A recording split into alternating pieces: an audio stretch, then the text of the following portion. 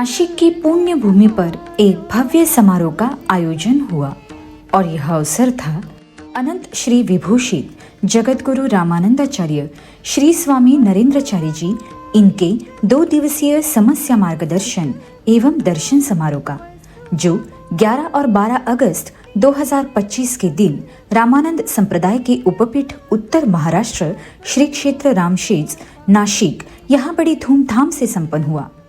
परम पूज्य रामानंदाचार्य जी का कार्यक्रम स्थली पर आगमन होते ही ढोल, ताशे, नगाड़े, पारंपरिक नृत्य तथा संबल वाद्य की गूंजों के साथ शोभा यात्रा से उनका भव्य स्वागत किया गया।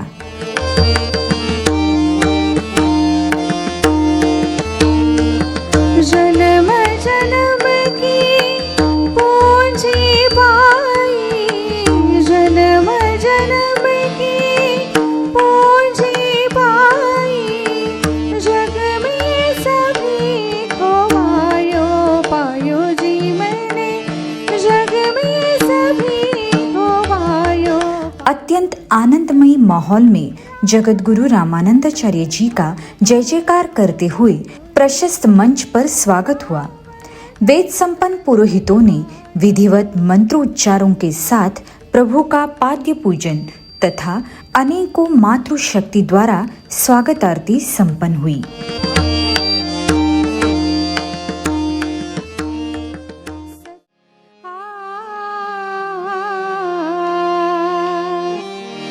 विकत घेतला श्याम बाई मी, विकत घेतला श्याम बाई मी, विकत घेतला श्याम।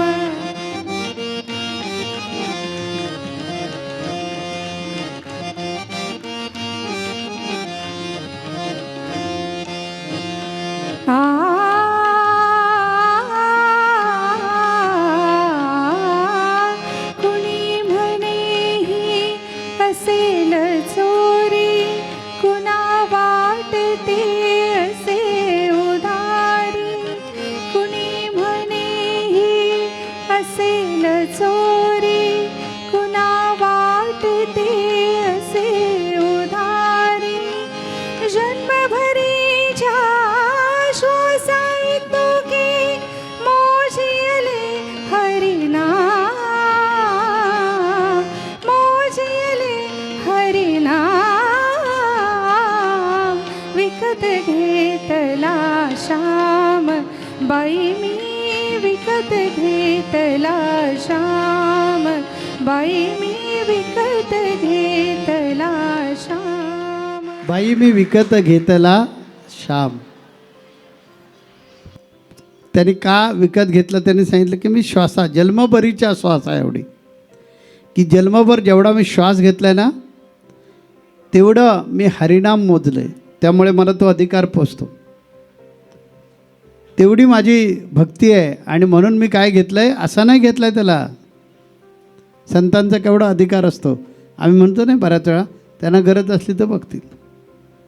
एवढा भक्ताचा अधिकार देवावर चालतो. जितके मालक तितकी नाती. त्याच्या जो प्रत्येक मालक जो असतो तो त्याला त्या नावानं पुकारतो. मी गजानन महाराज नावानं पुकारतो, जगद्गुरु तुकोबाराय विठ्ठल नावानं पुकारतात, मीराबाई त्याला श्रीराम म्हणजे कृष्ण म्हणून पुकारतात, जनाबाई विठ्ठल म्हणून पुकारतात. प्रत्येकजण आपापल्या पद्धतीनं, राधा त्याला कृष्ण म्हणून पुकारते. तर तो एकच आहे, पण त्याची अनंत नावं आहेत आणि अनंत नावानं त्याला पुकारलं जातं. जसा मालक तसं त्याचं नाव बदलतं आणि तो सगळ्यांच्या ठाई आहे, आपल्या सर्वांच्या हृदयामध्ये तो आहे. त्याला बघण्यासाठी असा दास्यभाव गरजेचा आहे. आपण ज्यावेळी देवाचं दास्यत्व करतो, दास होतो. दास जो आहे ना त्याला काही चॉईस नसते, हे लक्षात घ्या. काहीच नाही. मालक जो सांगेल तसं. गुलामासारखं आहे. गुलाम जो पूर्वीच्या काळी गुलाम विकले जायचे, त्या गुलामांना काही चॉईसच नसायची. मालक ठेवेल तिथे, मालक देईल तो, मालक सांगेल ते, अशा प्रकारे स्वतःला काही चॉईस नाही. तशा प्रकारे ज्यावेळेला आपण देवाचे गुलाम होतो, देवाचे दास होतो. बघा ना, जगद्गुरु तुकोबारायांनी काय सांगितलं, जैसे ठेविले अनंते तैशा परी राहावे. जसं त्या मालकाची इच्छा आहे तसं राहायचं. अशा प्रकारचा ज्यावेळी अनन्य भाव आपण त्या विधात्यावर, त्या परमात्म्यावर, त्या परमेश्वरावर ठेवतो, त्यावेळी तो आपला मालक होतो. म्हणून त्याला स्वामी म्हणतात. स्वामीचा अर्थ आहे मालक. तर तो माझ्या जीवाचा म्हणजे काया वाचा मनाचा स्वामी आहे देव, आणि त्याचा माझ्यावर पूर्ण अधिकार आहे. मी त्याला शरणागत आहे, मी दास आहे, मी ती दासी आहे, आणि तो माझा मालक आहे, तो माझा प्रमुख आहे. त्याने माझ्या जीवनाची ही नौका कुठे घेऊन जायचं, कशी वळवायची, त्याची त्याने ठरवायची. ज्या वेळेला कुरुक्षेत्रावर भगवान कृष्ण रथामध्ये आरूढ झालेले आहेत आणि अर्जुनाला घेऊन तो रथ रणांगणावर आल्याबरोबर पहिला भगवान कृष्णानं प्रश्न विचारला अर्जुनाला की हे अर्जुना, हे धनुर्धारी अर्जुना, तुझा रथ मी कुठे उभा करू. त्याच्यावर सुंदर उत्तर दिलं अर्जुनानं की देवा, जीवनाच्या रथाचे लगामच तुझ्या हातात आहे. तेव्हा हा रथ म्हणजे काय, जीवनाचा रथच तुझ्या ताब्यात दिलेला आहे. ज्या रथावर तू आरूढ आहेस तर तो तुझ्या ताब्यात आहे. तर हा लौकिक रथ जो आहे युद्ध खेळण्याचा, तू कुठे उभा करू मला काय विचारतोस, तुला योग्य ठिकाणी उभा कर. आणि त्यामुळे ती 18 दिवसाची जोखीम देवानं घेतली. 18व्या दिवशी युद्ध झालं आणि नेहमीची पद्धत होती की भगवान कृष्ण उतरण्यासाठी अर्जुन उतरायचा पहिल्यांदा. खाली उतरल्यानंतर अर्जुन हात द्यायचा आणि देव मग खाली उतरायचे. देवाला अर्जुन खाली घ्यायचे. दररोज चाललेला होता प्रकार. आज 18व्या दिवशी निपात झाला होता. सगळं बघाल तिकडं मुर्द्यांचं साम्राज्य होतं रणांगणावर, आणि युद्ध संपलं होतं. कारण योद्धा कोण लढाईसाठी शिल्लकच नव्हता. ते युद्ध संपलं होतं आणि म्हणून भगवान कृष्ण आता रथातून उतरणार. त्या अर्जुन म्हणाल थांबा थांबा थांबा थांबा, देवा उतरू नका, मी उतरतो. नाही म्हणाले अर्जुना की अरे आजपर्यंत मी तुझ्या रथाचं सारथ्य केलं, आज काय करतो, मी तुला पहिला उतरवतो. नको देवा, असं करू नका देवा, मी पहिलं तुम्हाला उतरवून घेतो. भगवान कृष्ण म्हणाल नाही, आज मी पहिला उतरणार. आणि काय केलं, भगवान कृष्ण खाली उतरले आणि अर्जुनाला त्या रथावरून खाली उतरवून घेतलं. आणि दोघे एक 5-25 पावलं पुढे गेले. कृष्णानं अर्जुनाचा हात धरलेला आहे आणि असं पुढे घेऊन गेले आणि पाठीमागे धाडकन आवाज आला. आश्चर्य असं की रथ उडून गेला होता, जळून ठिकऱ्या झाल्या होत्या त्याच्या. तो इतके दिवस रथ का जळत नव्हता, तर त्याच्यावर भगवान कृष्ण म्हणजे परमात्मा बसलेला होता, विराजमान झाले होते. त्याची टेळणी करण्यासाठी प्रत्यक्ष शंकर मारुतीरायांच्या रूपानं वरती बसलेले होते. आणि 2 देवता अर्जुनाच्या रथाचं रक्षण करत होते. म्हणून त्याच्यावर ज्या वेळेला वेगवेगळ्या प्रकारची अस्त्र चालवली होती, सोडली होती, तर अर्जुनाच्या रथाला क्षिती पोचली नव्हती. आपल्यावर सुद्धा देवाची ज्यावेळी कृपा होते त्या कितीही संकटे होते तरीसुद्धा काळजी देव घेत असतो. आजसुद्धा परमात्मा शक्ती या पृथ्वी तलावर आहे.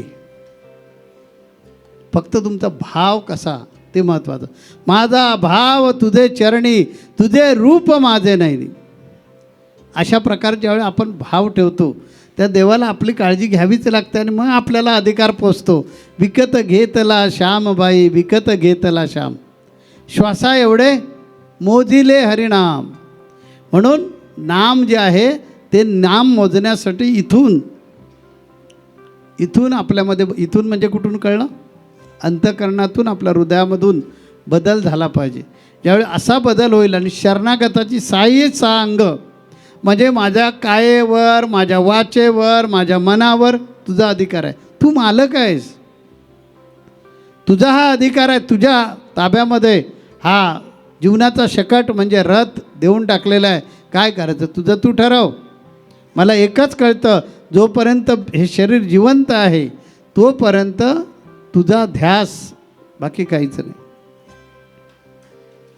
अशा प्रकारे ज्या वेळेला तो भक्त भक्ती करतो ती सर्वात श्रेष्ठ भक्ती आहे. हिचं नाव आहे, त्या भक्तीचं नाव आहे आत्मनिवेदन भक्ती. कारण भक्त आणि देव हा वेगळाच नसतो, वेगळाच नसतो. त्याच्यासाठी काही गरज नसते भगवी वस्त्र प्रदान करायची, गळ्यामध्ये माळा घालायच्या. श्रद्धेमुळे तो भक्त अशिक्षित का सुशिक्षित, गरीब का श्रीमंत, स्त्री का पुरुष संबंध काहीच नाही. फक्त ते प्रेम जे आहे ते प्रेम उच्चतम लेवलचं पाहिजे. त्या प्रेमामध्ये काय मागायचंच नाही. असा ज्यावेळी आपल्याला ध्यास लागतो त्या भक्तीचं नाव आहे आत्मनिवेदन भक्ती. उच्च लेवलची भक्ती आहे ही. ह्या भक्तीसाठी काहीच लागत नाही. आयुध, फुलं लागत नाही, हार लागत नाही, पैसे लागत नाही, सौंदर्य लागत नाही, आवाज लागत नाही, किंवा काही धन संपत्ती लागत नाही, काहीच नको असतं. देवच प्रेमात पडतो. ही भक्ती केवढी श्रेष्ठ आहे की ज्याच्यावर आपण प्रेम करतो ना तोच आपल्या पाठीशी लागतो. देव इतकं तरसतो, अरे माझ्याकडे बघ फक्त आणि जरा हस ना. इतकं या आत्मनिवेदन भक्तीमध्ये प्रेम आहे. अशा प्रकारची भक्ती आपण करून आपल्या जीवनाचं कल्याण केलं पाहिजे. तत्पश्चात चरण दर्शन और समस्या निवारण की कतारें संतपीठ की ओर बढ़ने लगी. प्रभु के दर्शन पाकर उनके तेजस्वी आभा मंडल से जुड़कर प्रसन्नता की लहर मानो संपूर्ण परिसर में प्रवाहित हो रही थी.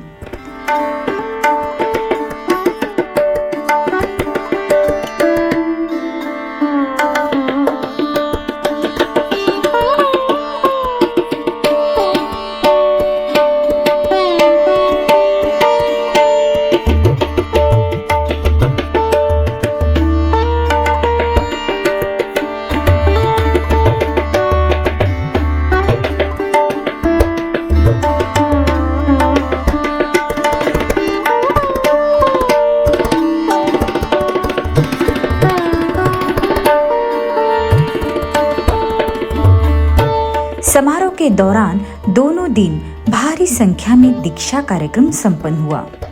प्रथम दिन 11 अगस्त को 1187 श्रद्धालु ने उपासक दीक्षा ग्रहण की तथा 12 अगस्त को 1017 उपासकों ने साधक दीक्षा ग्रहण कर अपने आध्यात्मिक जीवन का मार्ग प्रशस्त किया.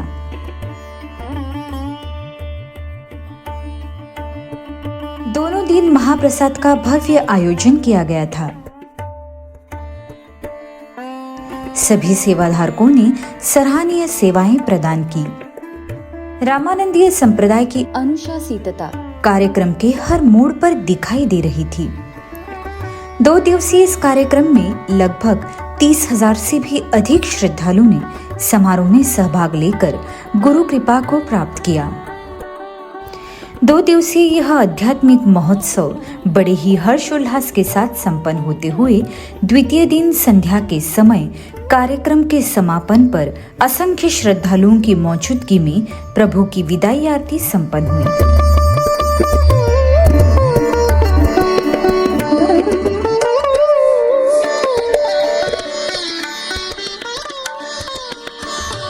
जय सिया राम.